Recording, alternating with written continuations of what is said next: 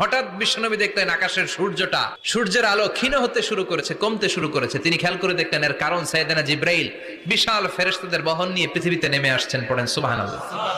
এসে বললেন, ইয়া রাসূলুল্লাহ, আমি 1,40,000 ফেরেশতা নিয়ে নেমে এসেছি। আপনি কি জানেন না, ঠিক একটু আগে মদিনাতে আপনার এক প্রিয় সাহাবা, তার নাম হচ্ছে মুআবিয়া ইবনে মুআবিয়া আল মুজানি, একটু আগে শেষ নিঃশ্বাস ত্যাগ করেছে।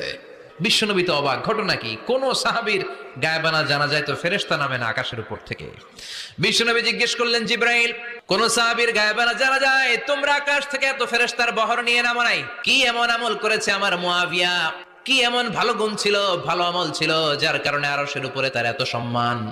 আপনার এই প্রিয় সাহাবী হাঁটতে বসতে চলতে ফিরিতে সব সময় পড়তো কুল হুয়াল্লাহু আহাদ আল্লাহুস সামাদ লাম ইয়ালিদ ওয়া লাম ইউলাদ ওয়া লাম ইয়াকুল লাহু কুফুয়ান